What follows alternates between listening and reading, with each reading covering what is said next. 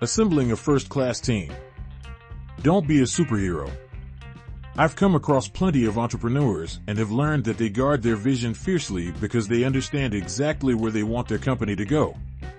Most of them, however, know that, eventually, they're going to need help if they want to grow. If you're ready to start building your work team, then we can show you how to select an amazing group of people and how to develop a productive work atmosphere. You might be someone who does everything on your own. This is a terrific strategy if you run a tiny business that relies entirely on your own labor. But if you want to really grow your company, you will ultimately want some help. For most companies, having a fantastic team of employees leads to enormous success. Have you heard of the term superhero syndrome? Superhero syndrome is the belief that you are the only person who can do things correctly and that you should be the one to do it all. Bill Gates. I know you know who Bill Gates is. Used to struggle with delegating tasks to his team. When he initially started his business, he failed to trust his staff and felt compelled to micromanage. His urge to oversee everything began to have an impact on Microsoft's productivity. He eventually realized that this wasn't the smartest move for him or the business. He started to rely on others to manage new staff, write code, advertise his products, and manage a variety of projects. He finally came to understand that some of his employees were better at some of these tasks than even he was. Where can I find good people? Before you can choose your ideal squad, you need to first figure out exactly what you need help with. Do you want staff to take over part of your duties, or do you require people with skills that you do not currently have? Here are some fast and easy methods to tell whether it's time for your business to grow. You are unable to complete large jobs because you spend all of your time performing repetitive tasks or focusing on minor details. Your clients are not receiving the attention they deserve. You have constant, steady work, not just a week or two of tremendous effort. You or your present employees are frequently overloaded and unhappy. Recruiting new employees will boost income. You're declining projects because you can't keep up with the ones you have. You require the services of people in specialized fields. You have enough funds to bring in new employees. Many seasoned business owners have been burnt by disgruntled employees. As a result, some business owners may be hesitant to hire anyone, which is totally understandable. There are terrific workers out there who are eager to help your company. You just need to find them. Here are 5 critical factors to take into account when hiring new employees. Define your company's culture. Your business's culture is a collection of values, customs, actions, attitudes, and beliefs. The folks you recruit will have a significant impact on the culture of your company. If you want to keep the type of culture you're looking for, recruit people who will improve it rather than detract from it. Look for employees who share your values and are familiar with your business vision and branding. Hire people who have a strong sense of ethics and integrity. Your staff should know about the products and services you provide, but they should also be ethical individuals who can work nicely with everyone. Hiring trusted workers allows you to establish a safe workplace and relieve yourself of some of your duties without worry. No employee is flawless, but a team member who performs with integrity will produce long-term benefits for your company. Build a diversified crew. Over the last 60 years, the corporate climate has changed, and many businesses are finding that diversity is a strength, not a liability. There are a few things you can do to attract people from all demographics. Make diversity a cornerstone of your company culture. Before the interview, decide on your requirements. Interview a diverse group of people. Post job openings in various neighborhoods and localities. Attend employment fairs in different areas. Find good people through a number of different channels. You may fully know what you really want in a new employee, but how do you go about finding them? Consider the following options. Your own personal network. Social media sites. Internet job boards. print media, like newspaper, physical job boards, like in colleges or apartment complexes.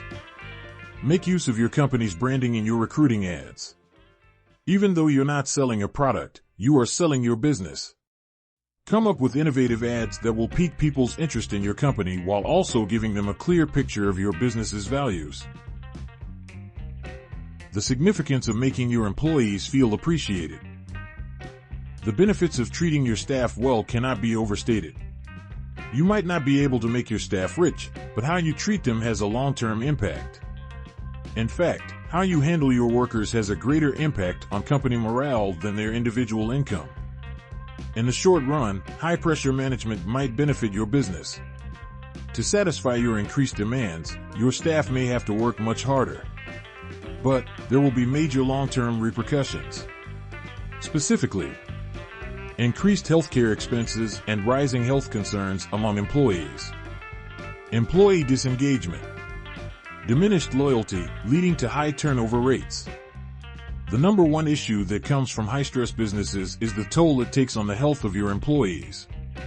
According to a research published in BMC Public Health, people who work in high to medium stress professions see their primary care doctors 26% more than those who work in low-stress jobs.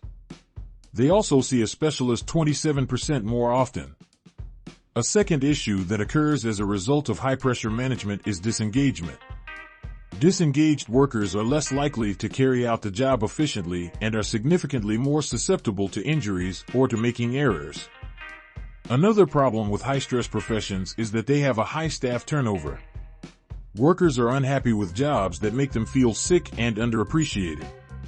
Replacing an employee is expensive and should be avoided wherever possible.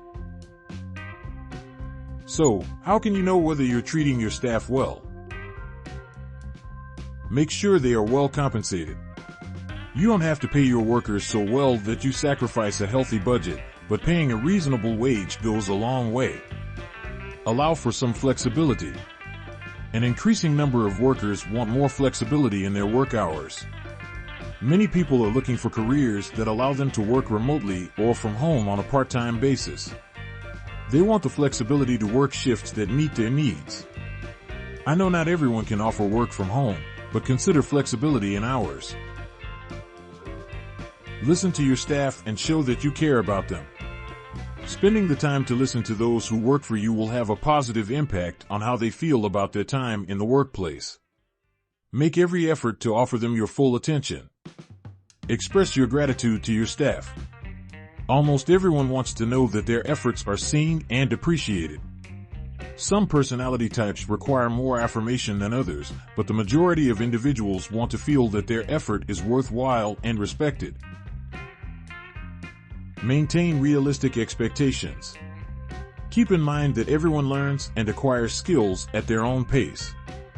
Something that you are entirely comfortable with may take some time for a new employee to learn. Be patient with them while they learn and avoid being quickly frustrated. Train your workers correctly the first time around.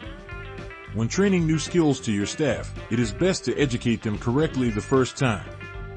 It may seem like a difficult process, but it is far preferable to train them correctly from the start than to have to constantly retrain them on the same things. This will come down to you as the leader. Don't be scared to let loose sometimes. Work is a place to get things done, but there is also power at stake. For instance, Google, one of the world's most successful tech giants, understands the importance of happy workers. They let people bring their dogs to work and provide gyms and swimming pools, as well as video games, foosball tables, and a range of other perks. You might not be able to provide as many benefits to your employees as Google, but you can borrow a page from their playbook. Make your workplace a great place to be. You want to develop an environment in which people want to work, as well as finding people who suit your culture. It takes more than just being nice to lead a strong team. Here are some easy ways you can contribute to the development of a functioning, sustainable, and efficient workplace culture. Establish clear responsibilities and expectations. When you recruit a new employee, it is critical that they understand their tasks and responsibilities. When a job description is ambiguous or subject to interpretation, it could be confusing and irritating. This also opens the door to unnecessary disagreements with you and their colleagues. Understand exactly what you need help with before posting a job position.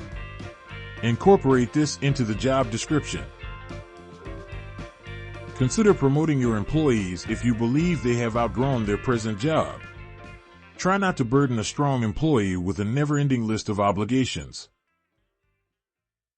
Give workers a feeling of purpose. People increasingly want to do more than just clock in and clock out. They want to know that the work they do is important and meaningful. Andrew Solito has identified 5 important areas for transformation in the workplace. Crafting the narrative. Allow them to contribute to the creation of your business's story. Don't tell, ask. Rather than telling your staff what they should be doing, ask them questions. Find out where their strengths are and if this suits their talents. Create leaders. You want people to listen to you, but you also need them to be capable of leading. Accept failure. It is crucial for your business to function, but your staff should not be scared to fail. Hold each other accountable. Holding your staff accountable is an essential element of being their manager. You want your staff to get along in order to build a harmonious workplace atmosphere. Here are some practical strategies to keep your teamwork solid. Improve your leadership skills. A team that doesn't have good leadership isn't going to flourish. Leaders need to set a good example for the rest of their team. Team building trips and events. Team building exercises help employees break down boundaries, provide them with a shared purpose, and give them opportunities to collaborate in different ways. Consider your goals ahead of time to make sure that your actions reflect your vision. Make sure that everyone is on the same page. Your work team, from entry-level roles to higher management, should all be working toward the same goal.